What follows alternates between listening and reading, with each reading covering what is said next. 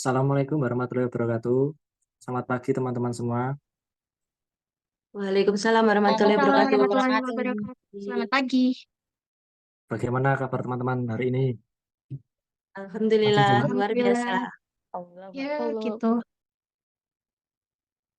Untuk mengawali pagi hari yang cerah ini dan menyambut presentasi di kelas PPG PPL 3, alangkah baiknya kita melakukan doa bersama menurut keyakinan masing-masing.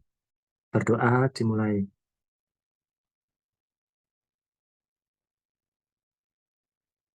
Berdoa selesai. Ini untuk jadwal mata kuliah sosiokultural kultural presentasi mandiri ya, teman-teman. Ini langsung saja presentasi dimulai dari kelompok berapa?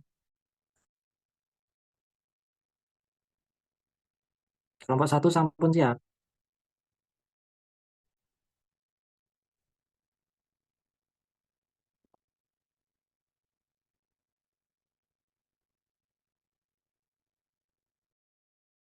Kelompok dua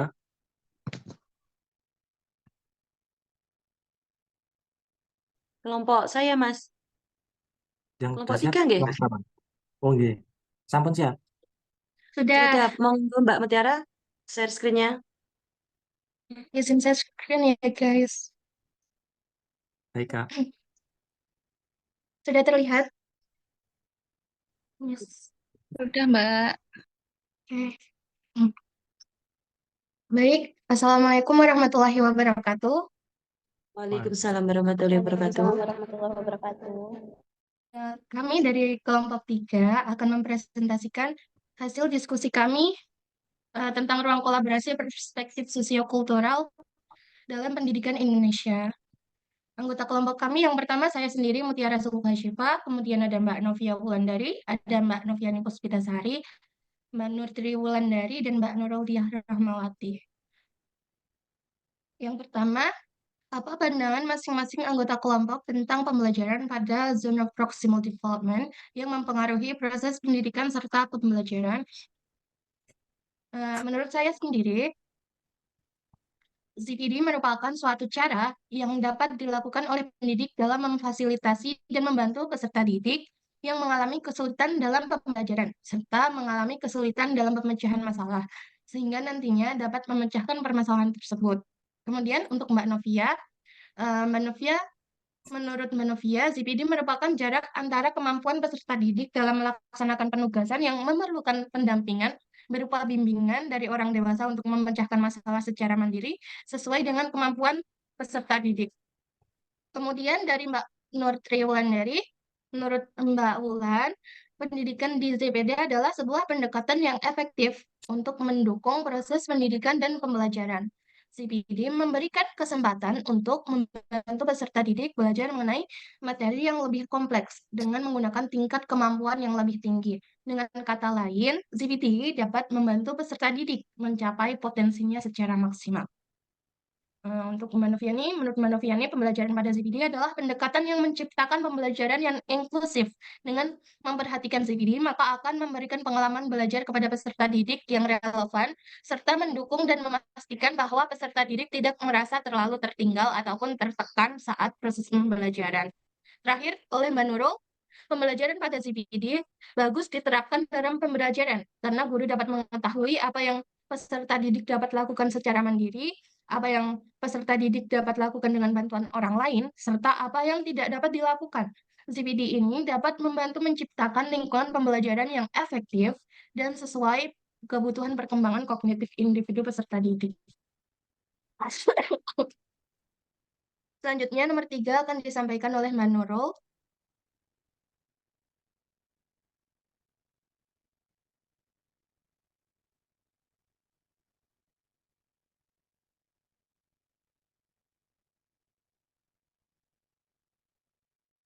Baik, selanjutnya, apa persamaan dan perbedaan pandangan tentang pembelajaran ZPD yang dimiliki?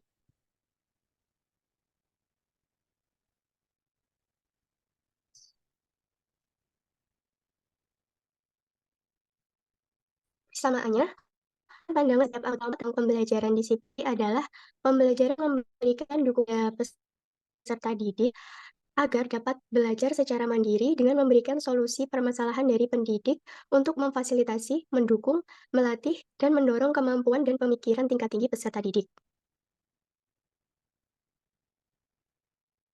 Selanjutnya, untuk perbedaan cara pandang masing-masing anggota kelompok tadi tercermin dari strategi dan hasil yang ingin dicapai peserta didik ketika melaksanakan pembelajaran CPD. Meskipun berbeda-beda, namun tujuan masing pendidik tetap sama, yaitu meningkatkan kapasitas belajar peserta didik, baik dalam pengetahuan, sikap, dan keterampilan. Oleh karena itu, secara konsisten dan jelas, implementasi yang dalam pembelajaran CPD adalah semakin dalam pahami pendidik dalam mengimplementasikan CPD agar mampu memenuhi kebutuhan peserta didik dan kelompok sasaran.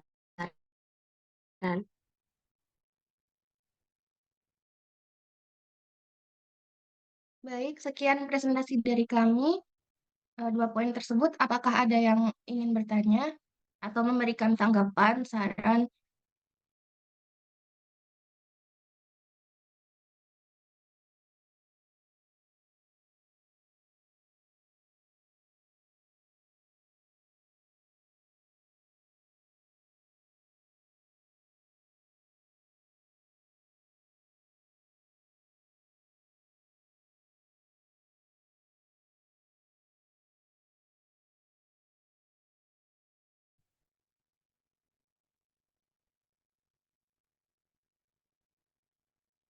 Monggo dari teman-teman, tanggapan atau pertanyaan untuk kelompok 3, ada yang ditanyakan atau memberi tambahan?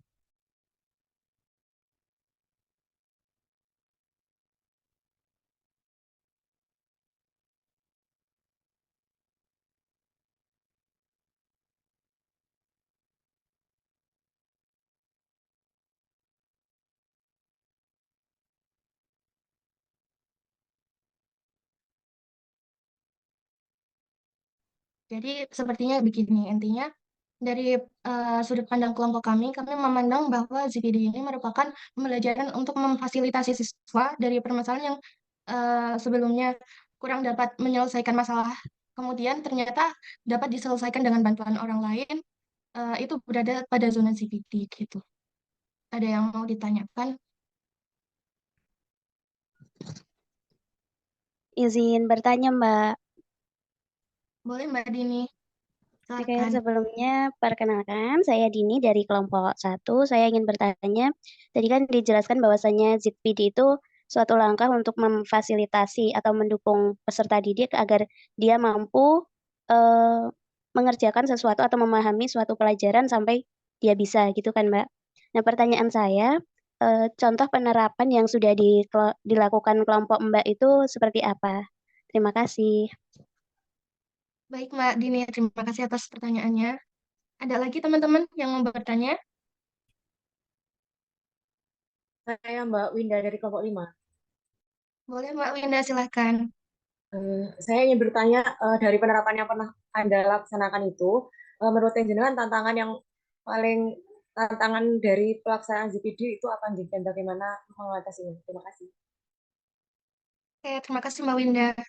Satu lagi teman-teman mungkin kalau ada pertanyaan.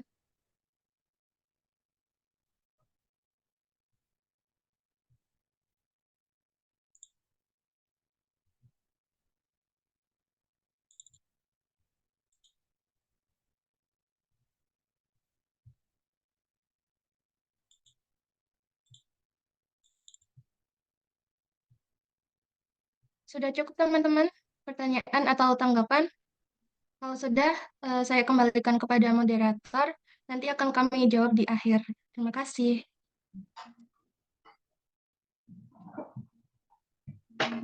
Sama-sama untuk kelompok 3, terima kasih. Ini lanjut untuk presentasi kelompok. Mau dilanjut dari kelompok berapa ini? Kelompok 4.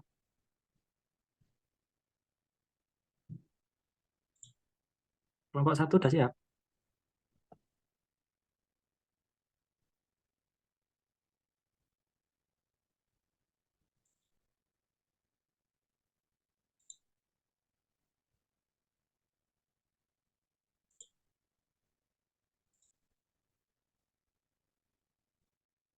Halo, hai.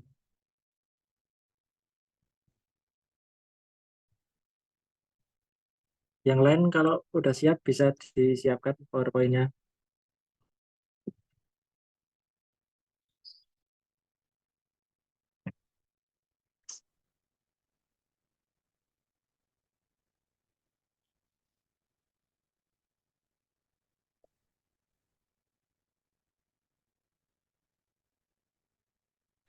Mbak, Mbak Tri siap mboten Mbak kelompok 5 Mbak? Oke, Mbak.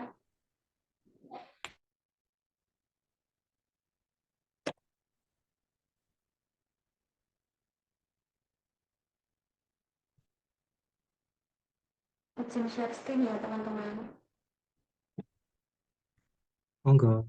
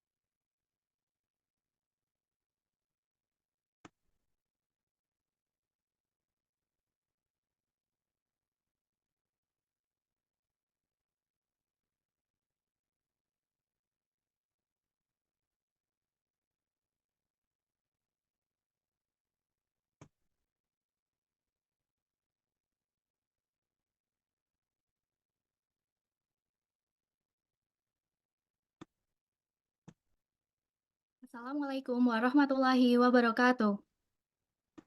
Waalaikumsalam Waalaikumsalam warahmatullahi wabarakatuh. Perkenalkan, kami dari kelompok 5. Di sini kami akan mempresentasikan hasil dari diskusi mengenai topik 4. Selanjutnya,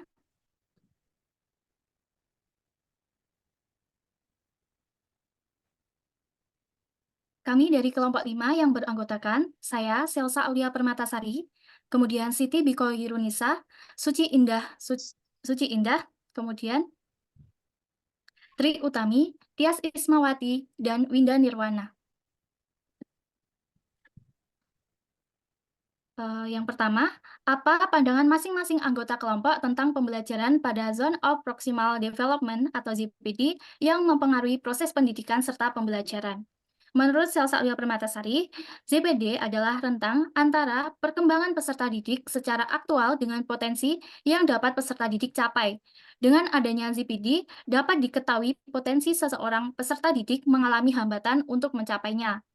Kemudian, menurut Siti Biko Yirunisa, pembelajaran pada ZPD merupakan proses belajar peserta didik dengan bantuan seseorang kemampuan seorang pendidik dalam memaksimalkan kemampuan potensial dan aktual dalam diri peserta didik yang menghasilkan jarak antara keduanya, sehingga upaya guru dengan memberikan bantuan berupa bimbingan, pertanyaan untuk meningkatkan atau mencapai kemampuan maksimum dari peserta didik yang bersangkutan dalam hal tersebut.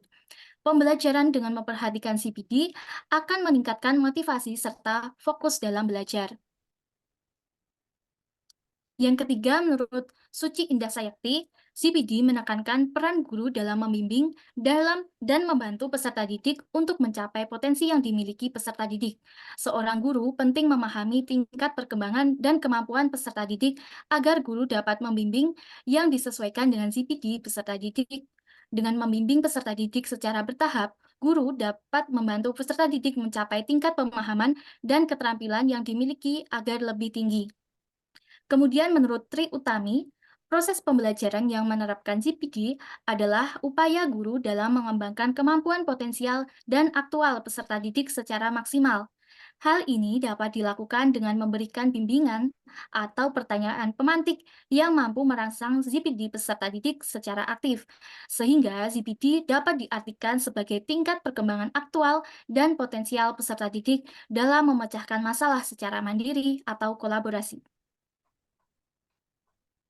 Selanjutnya, menurut Tias Ismawati, ZPD merupakan jarak antara perkembangan aktual anak dengan tingkat perkembangan potensial sebagaimana cara anak memecahkan masalah dengan individu maupun dengan temannya.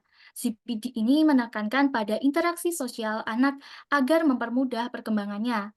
Dalam proses pembelajaran diselingi dengan pekerjaan kelompok agar mereka saling berinteraksi dalam memecahkan suatu permasalahan bersama. Yang terakhir, menurut Winda Nirwana, dengan memperhatikan CPD, guru dapat memaksimalkan kemampuan yang dimiliki peserta didik. Guru bisa membimbing peserta didik baik secara individu maupun kelompok dengan secara maksimal, sehingga peserta didik memiliki motivasi belajar untuk meningkatkan hasil belajarnya. Selanjutnya akan dilanjutkan oleh Mbak Nisa. Baik, untuk poin selanjutnya, apa pandangan masing-masing anggota kelompok tentang kesiapannya mengajar dengan memperhatikan pembelajaran pada Zone of Proximal Development atau ZPD pada peserta didik? Menurut Suci Indah Sayakti, kesiapan mengajar dengan memperhatikan pembelajaran ZPD pada peserta didik dengan memahami tingkat pemahaman agar dapat memberikan bantuan kepada peserta didik untuk mencapai kemajuan perkembangan yang lebih baik dan dapat mencapai kemajuan perkembangan ke tahap selanjutnya. Menurut Tri Utami, kesiapan mengajar dengan memperhatikan pembelajaran ZPD, yakni dengan memahami konsep ZPD untuk mengetahui perbedaan kemampuan masing-masing peserta didik pada tahap perkembangan aktual dan potensialnya. Kemudian menentukan bantuan yang akan diberikan kepada peserta didik yang membutuhkan bantuan orang lain, sehingga perlu membuat rencana pembelajaran yang memperhatikan kebutuhan peserta didik. Menurut Tias Ismawati, kesiapan mengajar dengan memperhatikan ZPD agar tingkat perkembangan potensial bisa berkembang dengan baik. Dan menurut Winda Nirwana Anggraini, kesiapan mengajar dengan memperhatikan ZPD pada peserta didik dapat meningkatkan kemampuan kognitif peserta didik, contohnya dengan menerapkan pembelajaran secara berkelompok, sehingga antar peserta didik dapat bertukar pikiran dan saling membantu apabila terdapat anggota yang memiliki kesulitan dalam belajar.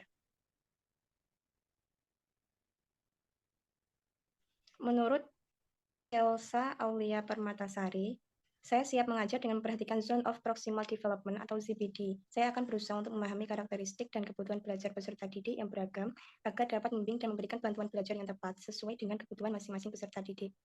Menurut Siti Hairunisa, saya sebagai seorang pendidik perlu dengan adanya persiapan sebelum melakukan proses belajar mengajar di dalam kelas. Karena apa yang akan disampaikan atau yang diajarkan mempengaruhi kemampuan pengetahuan peserta didik. Dengan beragam potensi yang dimiliki peserta didik, kebutuhan peserta didik juga berbeda. Sebagai pendidik perlu mempersiapkan kebutuhan belajar peserta didik sesuai dengan potensi kemampuan. Selanjutnya, apa persamaan dan perbedaan pandangan tentang pembelajaran pada Zone of Proximal Development atau ZPD yang mempengaruhi proses pendidikan yang dimiliki? Persamaannya, dengan memperhatikan ZPD yang dimiliki oleh peserta didik, guru dapat memaksimalkan potensi yang dimiliki peserta didik sehingga proses pembelajaran lebih berkualitas.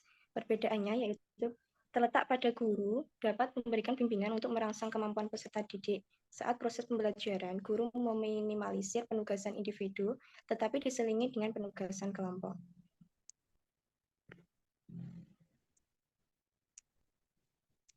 Apa persamaan dan perbedaan pandangan tentang mengajar dengan memperhatikan pembelajaran pada Zone of Proximal Development yang ada pada peserta didik? Persamaannya itu merencanakan pembelajaran ZPD agar terlaksana dengan baik, dengan memperhatikan sikap peserta didik dan kedekatan peserta didik dengan gurunya.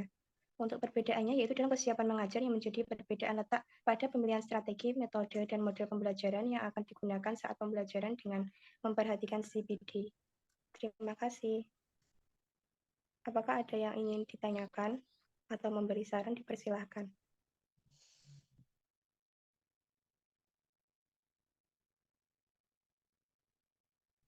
Iya Mbak, mungkin saya mau bertanya.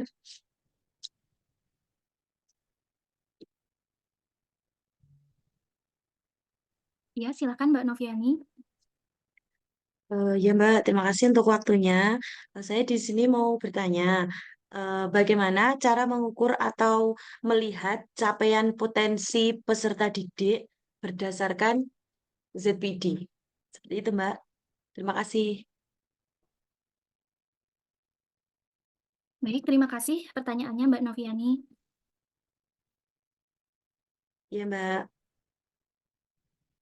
Untuk selanjutnya, apakah ada yang bertanya?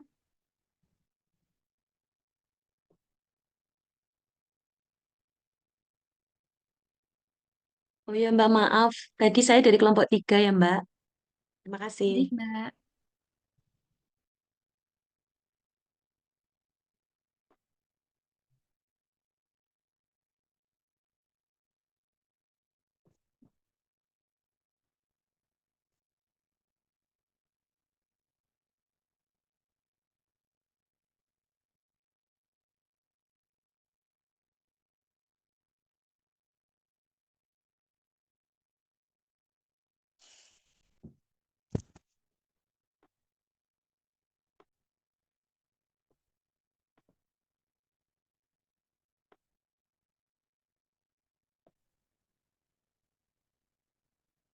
Oke, masih ada yang ditanyakan atau pemberian saran? Kalau sudah nggak ada, pertanyaannya dijawab nanti aja, ditutup dulu nggak untuk kelompok E panjenengan. Dilanjut kelompok selanjutnya. Baik, untuk kelompok 5 sudah selesai untuk presentasi. Kemudian pertanyaan kami tampung terlebih dahulu. Sekian presentasi dari kelompok 5. Apabila ada kesalahan, mohon maaf. Semoga dapat bermanfaat untuk kita semua. Sekian, wassalamualaikum warahmatullahi wabarakatuh. Waalaikumsalam warahmatullahi wabarakatuh. Terima kasih untuk Mbak Selsa dan kelompoknya. Manusia itu memang tempatnya salah, Mbak. Jadi nggak apa-apa, kita sama-sama belajar. Ini untuk kelompok lain, monggo yang sudah siap. Kelompok 1 insya Allah siap, Pak. Alhamdulillah, monggo dipersilakan. Oke, izin share screen ya. Monggo Pak Apri.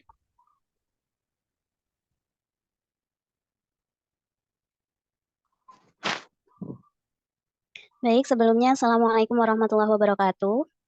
Waalaikumsalam warahmatullahi wabarakatuh. Sebelumnya perkenalkan kami dari kelompok 1 yang beranggotakan Mbak Anissa Zulidawati, Aprianto Dwi Cahyo, Azizah Roshidah Anwar, dan saya Dini Neka Munawara serta Mbak Dwi Rahayu. Di sini kami akan mempresentasikan hasil diskusi tentang pandangan mengenai pembelajaran pada Zone of Proximal Development atau ZPD yang mempengaruhi proses pendidikan serta pembelajaran. Baik, untuk mempersingkat waktu, presentasi akan disampaikan oleh Pak Aprianto. Waktu dan tempat dipersilahkan.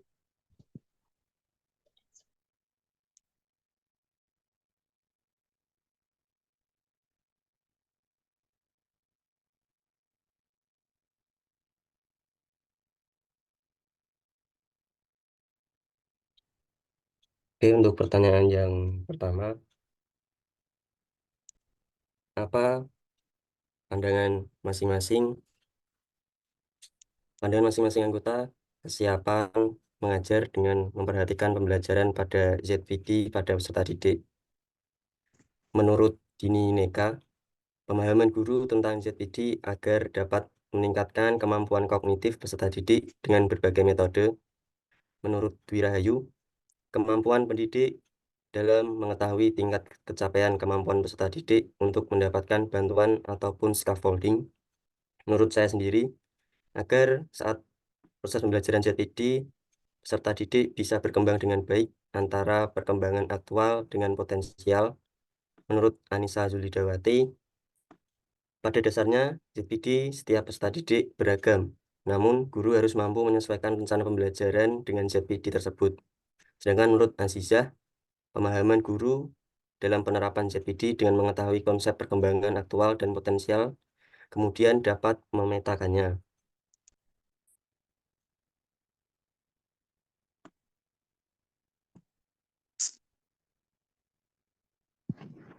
Baik, untuk slide berikutnya akan disampaikan oleh Mbak Azizah. Waktu dan tempat dipersilahkan. Oke, baik, untuk slide selanjutnya, yaitu persamaan. Sudah. Oke, saya ulangi. Persamaan dan perbedaan pandangan tentang mengajar memperhatikan ZPD pada peserta didik. Persamaan yang pertama yaitu pemahaman guru tentang ZPD dapat membantu meningkatkan kemampuan kognitif peserta didik dengan berbagai metode. Yang kedua yaitu mengetahui tingkat capaian kemampuan peserta didik memungkinkan mereka memberikan bantuan atau scaffolding yang sesuai. Yang ketiga, setiap peserta didik memiliki ZPD yang berbeda-beda dan guru harus dapat menyesuaikan rencana pembelajaran dengan ZPD masing-masing peserta didik. Adapun perbedaan yang pertama yaitu dalam hal kesiapan mengajar yang mungkin jadi perbedaan yaitu pada pemilihan model pembelajaran dan media pembelajaran yang akan digunakan untuk menerapkan pembelajaran dengan memperhatikan ZPD. Baik teman-teman, itu tadi presentasi dari kelompok kami. Barangkali ada yang mau ditanyakan. Waktu dan tempat kami persilahkan.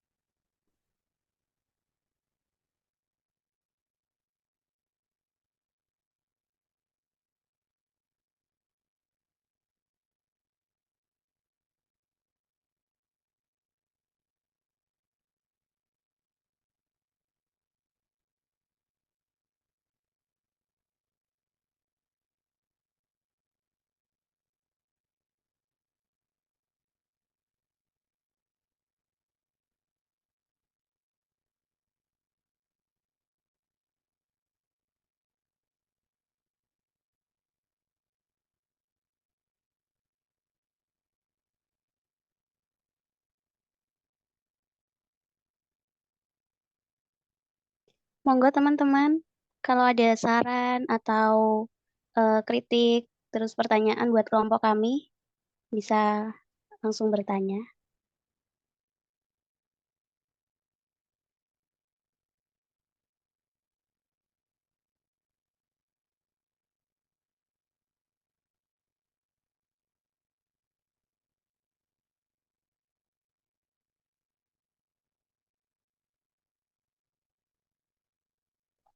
Permisi Kak Din, Oke, monggo Mbak Novia.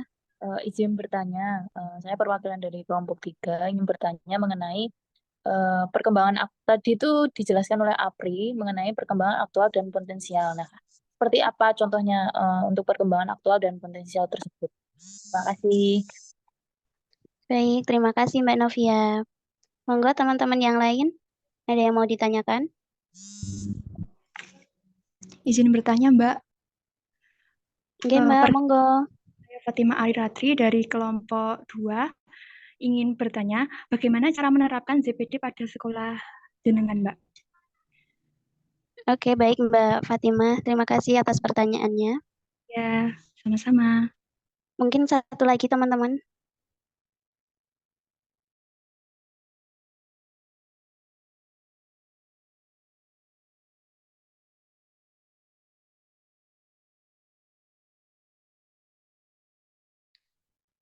Bila mana sudah tidak ada yang mau bertanya, mungkin cukup sekian dari kelompok kami. Kami mengucapkan banyak terima kasih atas partisipasi dan pertanyaan yang sudah diberikan. Untuk pertanyaannya kami tampung dulu, nggih. Nanti kami jawab di belakang. Oke, terima kasih. Wassalamualaikum warahmatullahi wabarakatuh. Waalaikumsalam. Waalaikumsalam warahmatullahi wabarakatuh. Assalamualaikum warahmatullahi wabarakatuh. Terima kasih Mbak Dini dan beserta teman-teman kelompoknya. Semoga semangat puasa sampai azan maghrib. Dan lalu kelompok selanjutnya, monggo. Pak. Kelompok 2. 2 nggih, monggo dipersilahkan. Ya, izin sharing ya teman-teman. Nggih, monggo.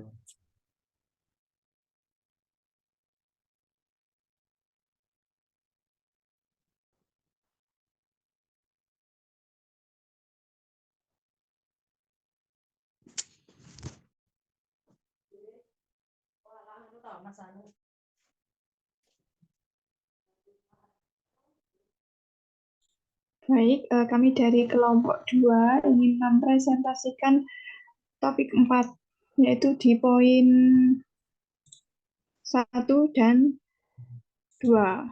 Poin 1 akan disampaikan oleh Mbak Indri.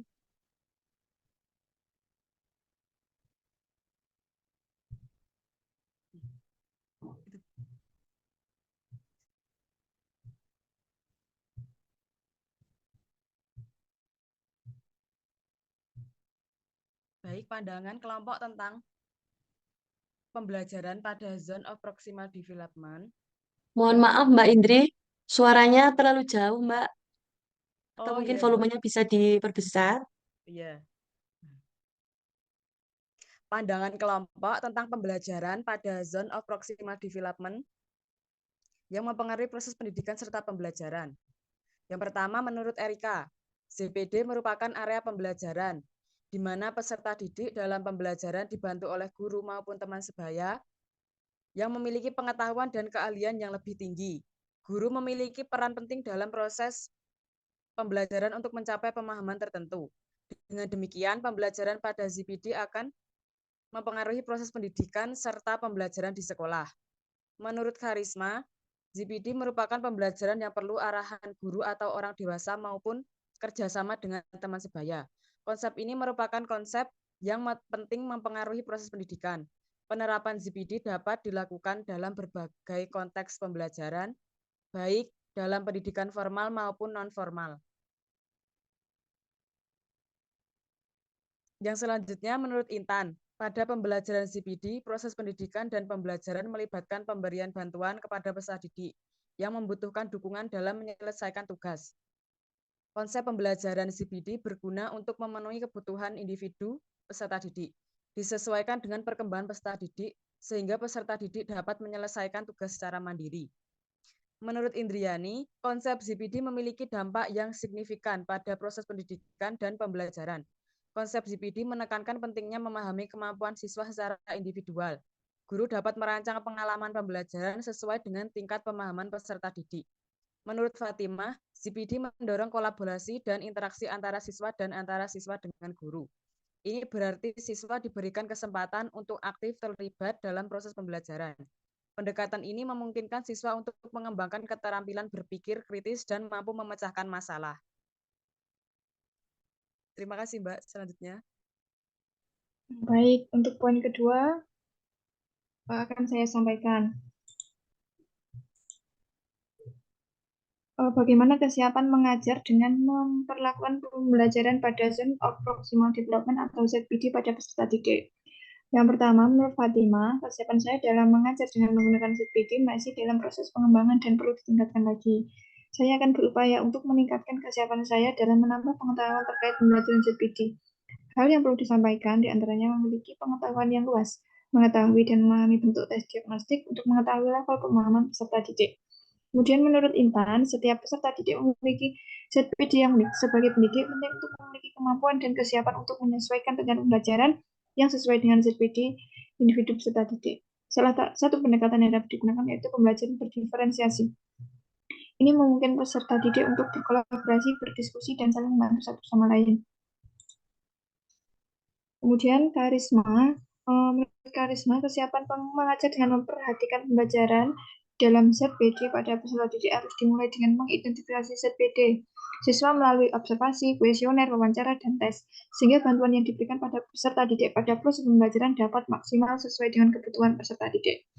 Kemudian menurut Erika, seorang guru sangat penting memiliki pemahaman yang mendalam tentang kebutuhan individual setiap peserta didik dalam konteks ZPD. Hal ini melibatkan pengamatan, pengujian, dan evaluasi yang cermat terhadap tingkat kemampuan dan pemahaman setiap peserta didik.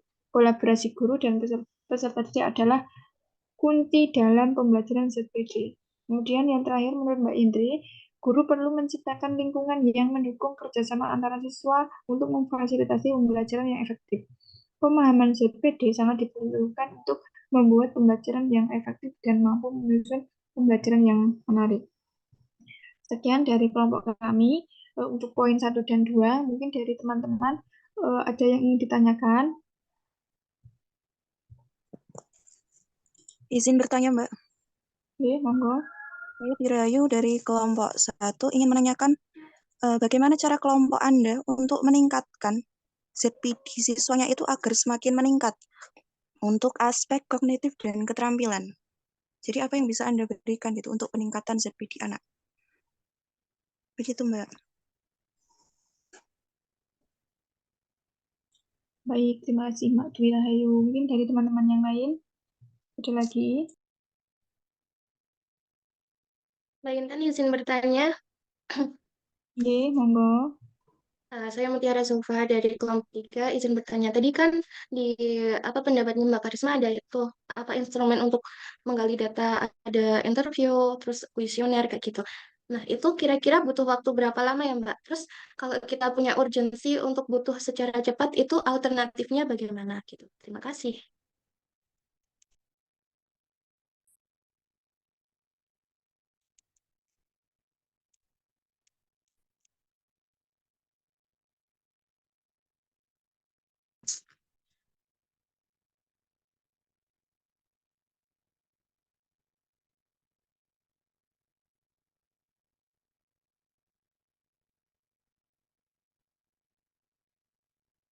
Mungkin ada lagi teman-teman.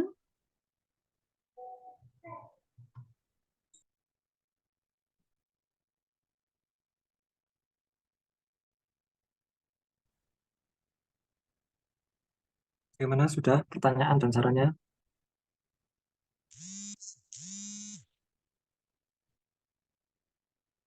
Oke, terima kasih untuk kelompok Mbak Intan dan teman-temannya. Lalu dilanjut untuk kelompok berikutnya. Monggo dipersilahkan. Kelompoknya Mbak Safira. Sudah siap?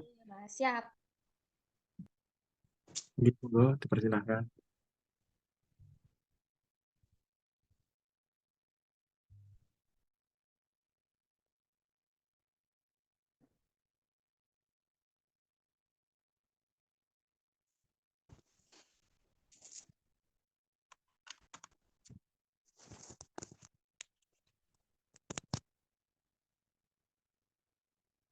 Saya mulai ya, teman-teman.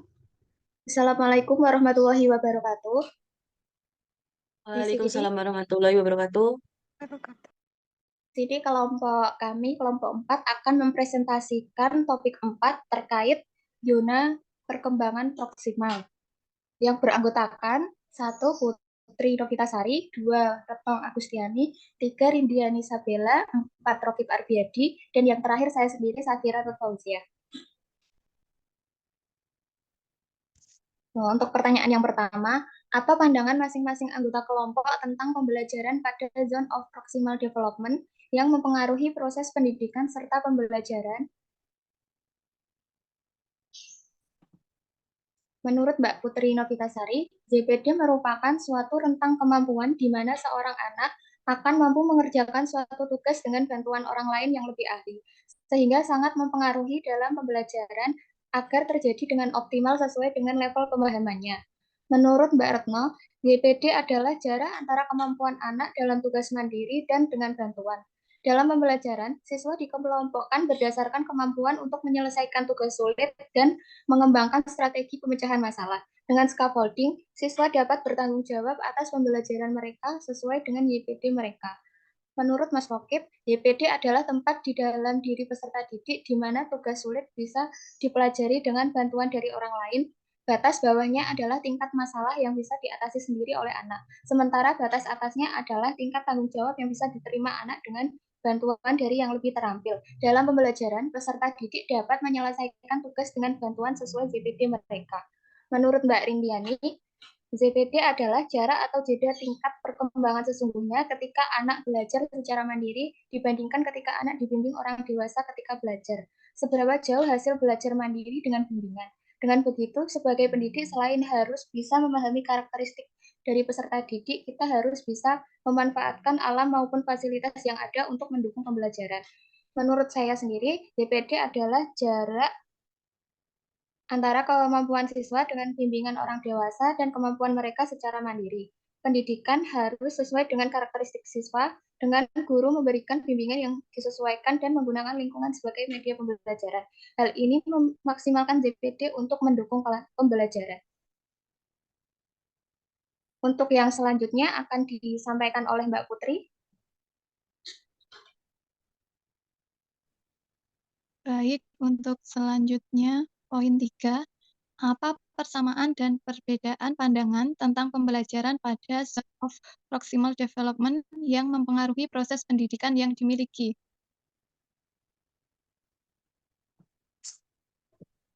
Persamaannya yaitu 1. Semua pandangan mengakui pentingnya bantuan dari pihak yang lebih berpengalaman untuk membantu siswa dalam mencapai potensi pembelajaran mereka. Yang kedua, terdapat pemahaman bahwa konsep scaffolding sangat penting dalam membantu siswa mengembangkan kemampuan mereka sesuai dengan ZPD.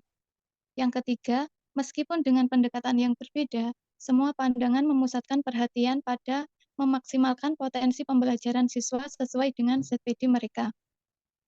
Untuk perbedaannya, yang pertama, terdapat variasi pada konsep ZPD melalui rentang kemampuan hingga tempat di dalam diri peserta didik di mana tugas sulit dapat dipelajari dengan bantuan orang lain.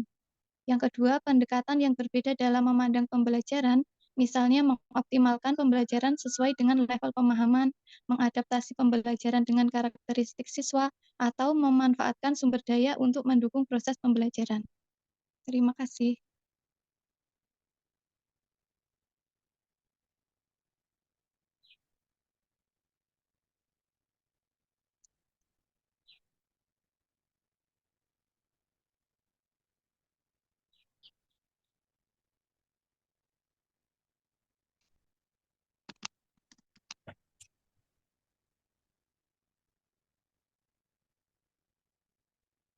Berikut presentasi dari kelompok kami. Ada pertanyaan ataupun saran bisa dipersilahkan, monggo.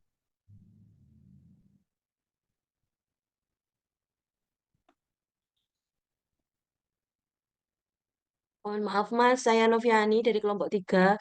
Di sini saya cuma mau bertanya untuk untuk persamaan dan perbedaan menurut kelompok Andala itu di situ terdapat variasi dalam konsep ZPD. Itu maksudnya variasi yang bagaimana ya Mas? Mungkin bisa dijelaskan lagi materinya seperti itu.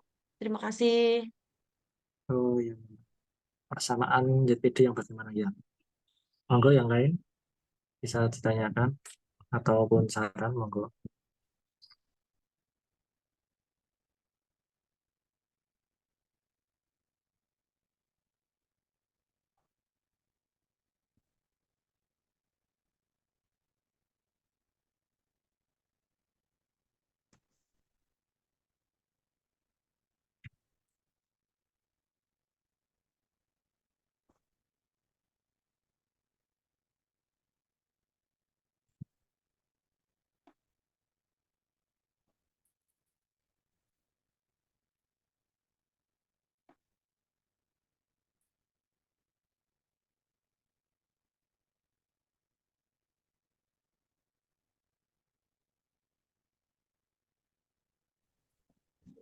Baik, teman-teman, apakah ada yang ingin bertanya lagi atau memberi saran, masukan?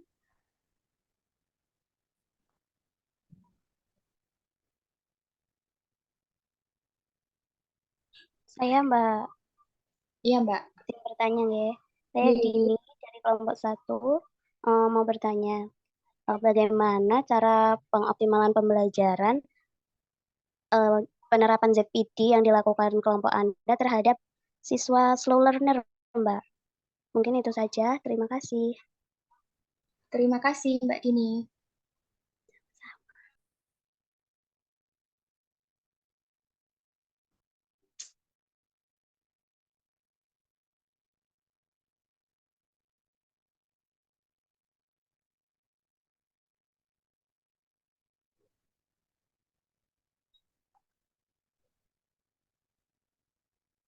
Apakah ada yang mau bertanya lagi, teman-teman?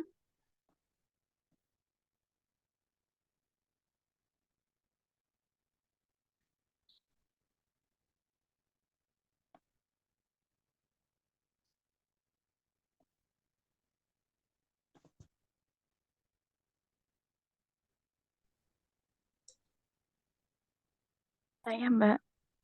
Iya, Mbak. Ya, perkenalkan saya Anissa Yudawati, perwakilan dari kelompok 1. Izin bertanya, apa manfaat yang didapat dari peserta didik dari penerapan konsep CPD tersebut?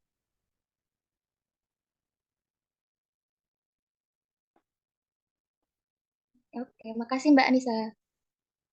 Iya, Mbak, sama-sama.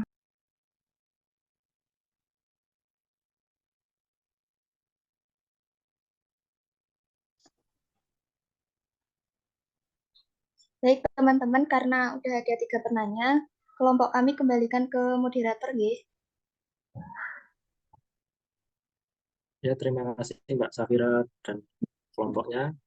Semoga tetap sabar menghadapi apapun yang lain.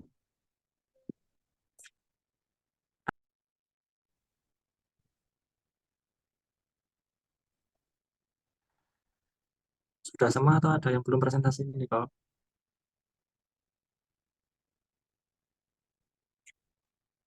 Kelompok 1 sudah, 2 sudah, 3 sudah, 4 sampun. Sudah. 5 berarti sudah semua ya? Monggo dilanjut untuk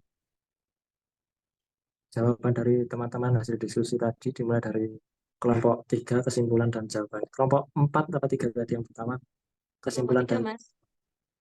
bisa disertakan. Kelompok 3, mungkin nomor 1 dulu dijawab. Izin menjawab untuk pertanyaan yang pertama dari Mbak Dini mengenai scaffolding ya Mbak. Yang pertama ini menurut kelompok kami adalah menanyakan kepada siswa apa yang menurut mereka harus dilakukan selanjutnya dan apa proses berpikir mereka atau jika ada cara lain untuk menyelesaikan masalah tersebut. Terus yang kedua itu memodelkan bagaimana memecahkan suatu masalah tersebut yang sama atau menyelesaikan tugas yang serupa. Terus yang ketiga, menempatkan siswa dalam kelompok kecil dan meminta mereka mendiskusikan konsep tersebut sebelum terlibat dalam kelompok tersebut. Terus yang selanjutnya, menggunakan alat bantu visual atau gambar untuk membantu siswa membuat konsep tugas sebelum terlibat di dalamnya. Jadi agar peserta didik itu lebih memahami. Dan selanjutnya yang terakhir itu meminta peserta didik untuk menggunakan pengetahuan sebelumnya untuk lebih memahami topik yang lebih kompleks. Jadi menggunakan materi-materi yang sebelumnya yang diajarkan oleh pendidik atau guru. Seperti itu, Mbak Dini. Baik, Mbak Novia, terima kasih. Ya, sama-sama Mbak Dini atas pertanyaannya. Selanjutnya saya akan berusaha menjawab tadi dari Mbak Winda, perwakilan kelompok 5. Pertanyaannya, tantangan dari ZPD dan bagaimana mengatasinya. Salah satu tantangan yang dihadapi oleh pendidik ketika mengelola pembelajaran adalah meningkatkan keterlibatan peserta didik di dalam aktivitas belajar. Karena kita lihat bahwa peserta didik itu sebenarnya memiliki banyak tantangan dalam kegiatan pembelajaran seperti itu. Contoh, peserta didik itu biasanya sekarang ini dikuasai oleh zamannya teknologi, dan anak-anak sekolah dasar SD itu biasanya sudah eh, dipercaya orang tua untuk diberi gadget ya Mbak, seperti itu. Jadi eh, itu juga mempengaruhi proses belajar peserta didik. Kemudian mm, peserta didik ini belum memiliki orientasi yang pasti atau belum memiliki orientasi yang positif karena memang mungkin kurangnya keterlibatan dari orang tua. Kemudian biasanya di kalangan masyarakat khususnya di pedesaan itu masyarakat atau wali atau orang tua siswa itu biasanya lebih menghargai aspek material yang dimaksud di sini mereka lebih mementingkan sesuatu yang cepat dan instan. Jadi kurang kurang melihat perkembangan anaknya, perkembangan di sekolah bagaimana. Kemudian solusinya pendidik dalam mengatasi hal ini mungkin pendidik perlu adanya observasi yang lebih intens. Kita harus merelakan waktu atau kata halusnya bukan merelakan waktu ya, memang ini kewajiban kita sebagai calon guru kelak. Jadi harus melakukan observasi dulu, bukan hanya karakteristik peserta didik, tapi tetap melihat bagaimana dalam masyarakat, terutama dalam keluarganya. Kemudian di dalam kelas mungkin perlu diadakan pretest untuk mengetahui bagaimana kesiapan peserta didik tersebut untuk melakukan kegiatan pembelajaran. Seperti itu, Mbak. Mungkin ada tambahan dari kelompok kami. Kelompok saya, kelompok 3 mungkin ada tambahan lagi mungkin, atau mungkin dari kelompok lain.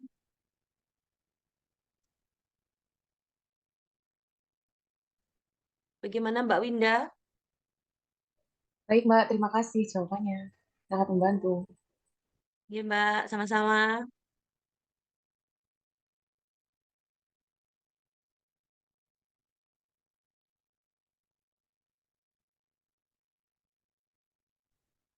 Kon saged diterima nggih teman-teman.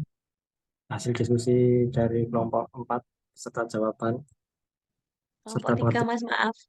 yang kelompok 3, maaf Mbak. Saya puasa hari ini, insya Allah.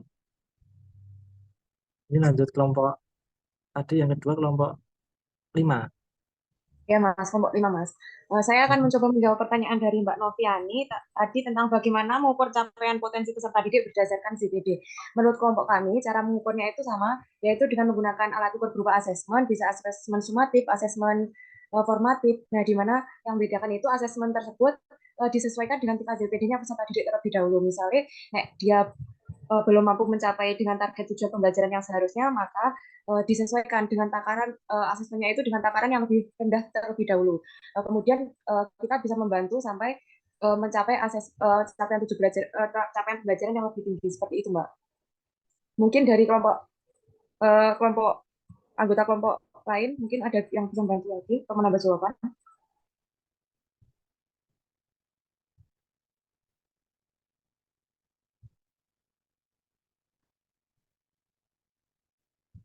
Itu Mbak Noviani. Oke, alhamdulillah Mbak.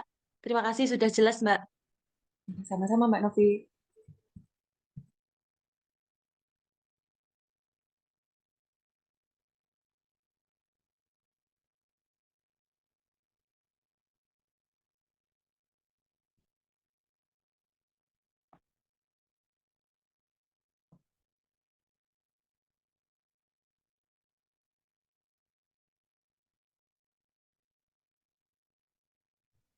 Monggo Mas Roket bisa lanjut. Tadi pertanyaannya cuma satu soalnya.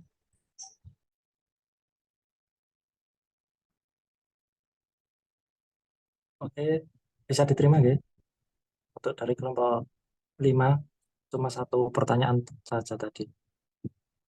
Lalu kelompok 3 monggo disertakan jawaban 3 apa 1 tadi?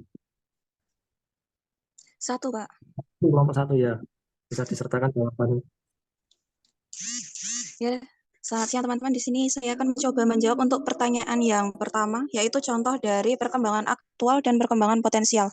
Untuk perkembangan aktual siswa atau peserta didik itu, contohnya itu menyelesaikan tugas atau soal tanpa bantuan orang lain. Sedangkan tingkat perkembangan potensial itu tingkat dari kompetensi siswa atau peserta didik yang dapat tercapai ketika dia dibantu orang lain. Jadi aktual itu yang tanpa bantuan, yang potensial itu dengan bantuan. Nah, untuk contohnya itu yang aktual itu terlihat. Contohnya itu pada saat guru melakukan tes diagnostik.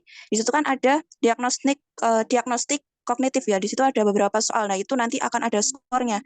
Hasil skornya itu berupa hasil capaian siswa atau kemampuan siswa. Nah, itu menjadi kemampuan aktualnya sampai mana siswa itu dapat memahami atau menyelesaikan masalah. Lalu yang potensial itu misalnya adalah bakat, kemungkinan terpendam yang harus digali dan belum muncul. Contohnya anak ini ternyata pandai menyanyi, tapi dia itu belum berani. Nah, itu butuh stimulan dari lingkungan, dari guru untuk mendukung bakat anaknya itu. Jadi, nanti bakatnya anak bisa lebih diperdalam dan berkembang, gitu untuk yang potensial. Apakah sudah jelas, Mas, Mbaknya yang bertanya tadi? Beriman, Mbak.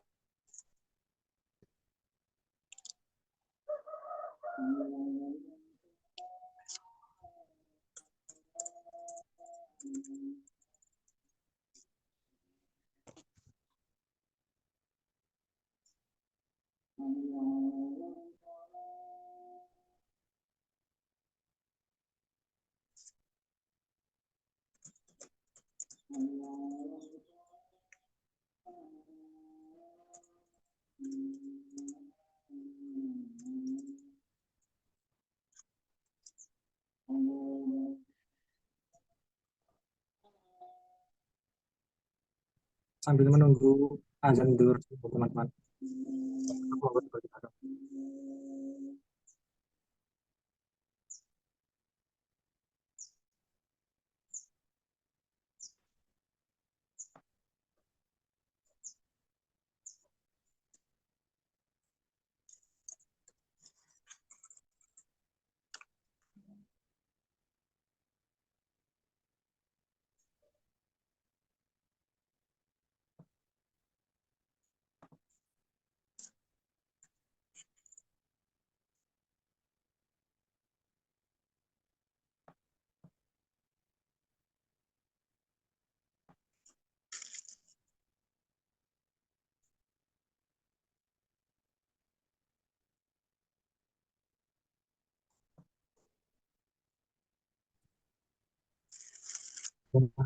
Paham gitu teman-teman penjelasan dari kelompoknya? Masih ada yang ditanyakan atau ditambahkan atau sanggahan? Monggo. Kalau nggak ada, lanjut jawaban atau pendapat dari kelompok berikutnya tadi bisa disertakan dalam berita. Bentar Pak, masih ada satu pertanyaan lagi. Kalau masih lama, yang lain dulu nggak apa-apa, Pak. Enggak, udah ada jawabannya. Dari Mbak, siapa tadi yang kedua namanya? Siapa, Mbak? Saya juga nggak tahu, Mbak. Lupa. Tak kenal maka tak sayang kenalan dulu, Mbak. Mbak Fatimah, Mbak, yang kedua tadi. Oke, Mbak Fatimah. Tadi kan bertanya bagaimana cara menerapkan ZBD pada sekolah kita kan. Nah, kita itu di sekolah SD Negeri Palur 2, cara penerapannya ZBD itu eh, seperti biasa menggunakan pertanyaan pemantik, wawancara, diskusi dengan siswa. Nah, pertanyaan pemantik itu kita bisa mengetahui kesiapan pembelajaran siswa sehingga kita bisa apa itu mengetahui oh ya mana sih yang siap mana sih yang enggak tuh penerapan ZBD juga dipetakan sehingga guru dapat memfasilitasi perkembangan peserta didik seperti kalau kita sudah memilah-milah kelompok mana yang sudah siap mana yang belum gitu nah guru tinggal memfasilitasi seperti menggunakan media yang konkret atau video penjelasan atau bisa video atau bisa penjelasan langsung dari gurunya. Begitu Mbak Fatimah. Ada pertanyaan atau kurang jelas mungkin? Baik, Mbak Aziza, terima kasih. Ya, sama-sama. Bisa lanjut, Pak Rokep. Ya, terima kasih, Mbak, untuk jawaban dan kejelasan dari kelompok Mbak Selsa dan teman-temannya. Monggo dilanjut untuk penjelasan dan jawaban kelompok selanjutnya. Saya menjawab dari kelompoknya Mbak Safira.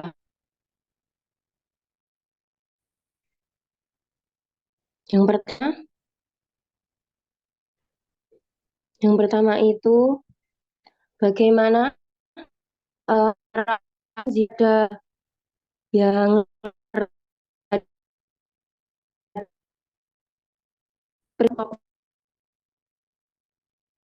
bisa dikatakan anak berkebutuhan khusus. Pada kenyataannya mereka membutuhkan layanan agar potensi dalam diri mereka bisa muncul secara maksimal. Namun, sering digunakan adalah model konvensional, yaitu dengan ceramah yang diiringi dengan penjelasan. Kemudian dia itu akan lebih menekan peran aktif di pembelajaran.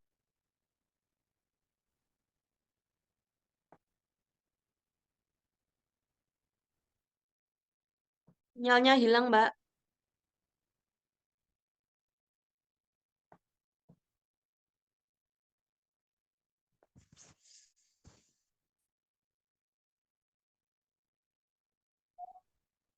Tidak kedengaran, Mbak.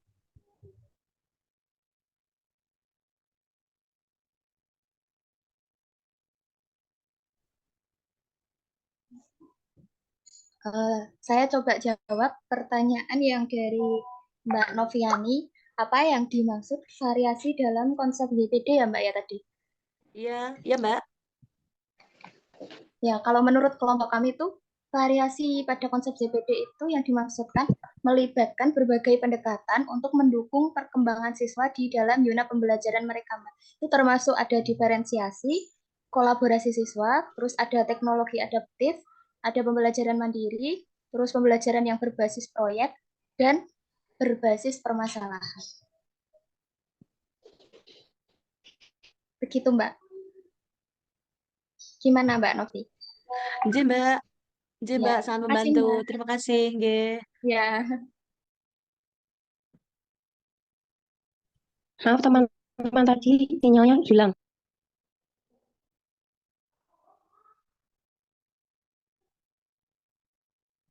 Baik, di sini saya dari kelompok 5 akan menjawab terkait pertanyaan dari Mbak Anissa Zul ya.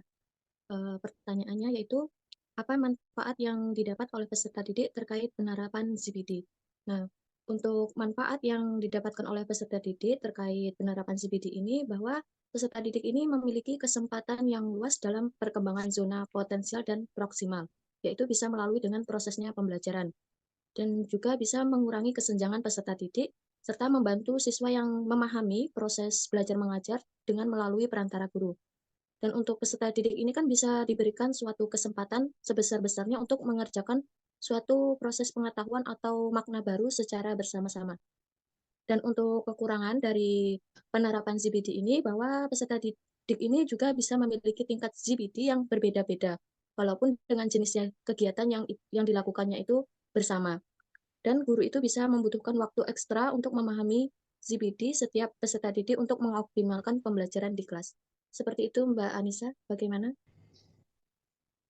Oke, Mbak, sampun jelas. Terima kasih. Baik, terima kasih Mbak. Akan yang tadi ya Mbak ya, tadi ya karena ada sinyal. Jadi berlaku sebagai dampak dari akibat kemampuan nanti mereka yang rendah. Dikategorikan anak kebutuhan khusus. Namun pada kenyataannya mereka membutuhkan pembelajaran yang tepat agar potensi dalam bisa muncul secara maksimal. Namun itu konvensional, tandai dengan ceramah diiringi dengan penjelasan. Metode ini biasanya menekan pembelajaran di kelas, padahal peran serta Mbak, suaranya hilang, Mbak.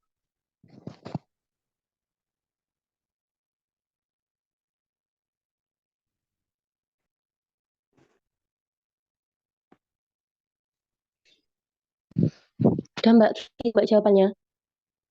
Suaranya tadi terputus sih, Mbak. Jadi nggak terlalu dengar yang sebagian.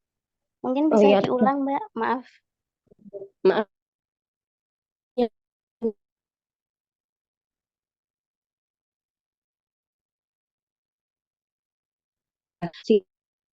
Belum bisa dikategorikan. Sebenarnya mereka membutuhkan pelayanan pembelajaran yang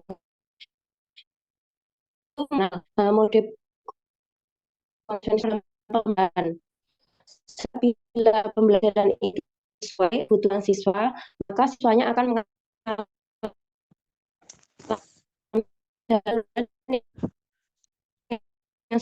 karena pada dasarnya mereka bimbingan dari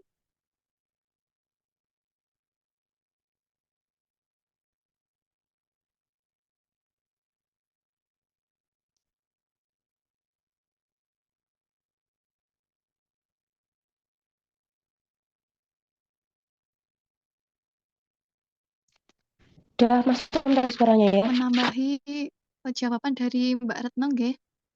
Mbak Ya, maaf Dini. soalnya Oke, Mbak. Penerapan ZPD pada siswa slow learner membutuhkan pendekatan yang memperhatikan kebutuhan individu dengan cara menyesuaikan materi pembelajaran dan tujuan pembelajaran agar sesuai dengan ZPD siswa. Kemudian memastikan yang tidak terlalu sulit sehingga tidak menyebabkan siswa frustasi.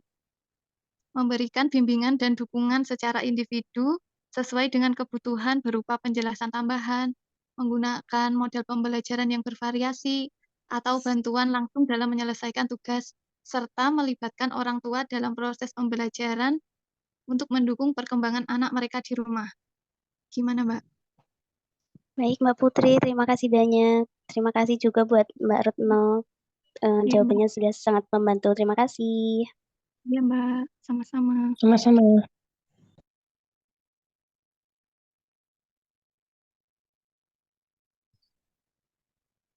Baik, terima kasih Mbak Safira beserta kelompoknya. Teman-teman sudah paham atau sanggup menerima ya, jawaban dari kelompok 2. Lalu yang terakhir ada ini sudah Kelompok 2, Pak. kelompok 2 belum? Monggo ya. Dipersilahkan. Baik, kami dari kelompok 2 ingin menjawab pertanyaan yang pertama dari Mbak Dwi Rahayu. Bagaimana cara untuk meningkatkan ZPD anak khususnya aspek kognitif? menurut kelompok kami, ada strategi yang dapat diterapkan untuk meningkatkan ZPD anak, terutama dalam aspek kognitif. Yang pertama ada penilaian kompetensi. Penilaian terhadap kemampuan kognitif anak secara menyeluruh untuk memahami di mana mereka berada di dalam rentang ZPD-nya. Ini bisa dilakukan melalui observasi, ujian, atau evaluasi lainnya. Selanjutnya, penetapan tujuan pembelajaran. Tujuan ini harus dirancang agar sesuai dengan kemampuan aktual dan potensial anak. Kemudian, menggunakan pembelajaran kolaboratif, yaitu dengan cara mendorong anak-anak untuk bekerja sama dalam kelompok untuk memecahkan masalah atau menyelesaikan tugas-tugas. Ini akan memungkinkan mereka untuk saling belajar satu sama lain dan mencapai ZPD-nya masing-masing. Selanjutnya, bisa mendorong peningkatan bertahap dengan cara mendukung anak-anak untuk terus meningkatkan kemampuan mereka secara bertahap dengan memberikan tugas-tugas yang semakin menantang seiring dengan perkembangan mereka. Begitu Mbak Dwi. Baik, bisa Mbak. Terima kasih. Ya, terima kasih Mbak. Selanjutnya saya akan menjawab dari pertanyaan Mbak Mutiara.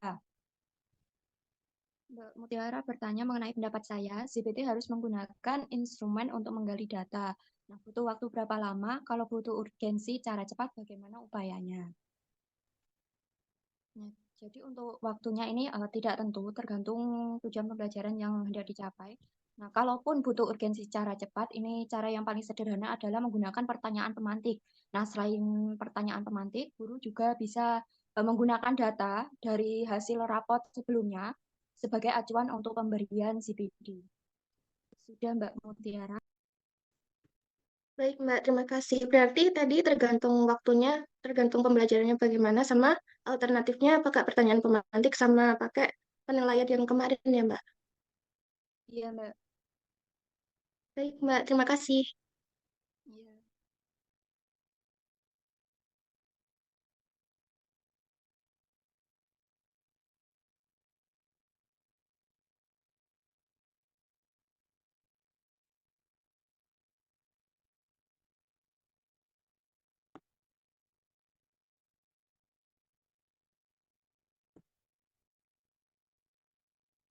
Pertanyaan kelompok 2 hanya cuma 2, jadi waktu saya kembalikan kepada moderator, Pak Rokib.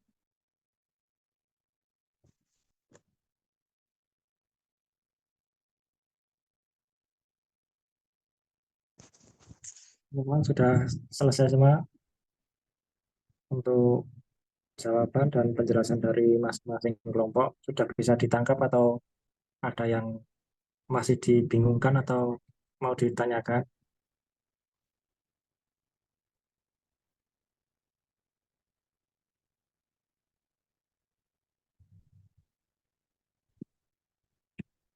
Sampun paham danten nggih? Sudah. Sampun, Mas. Insya Allah. Sudah. Baik.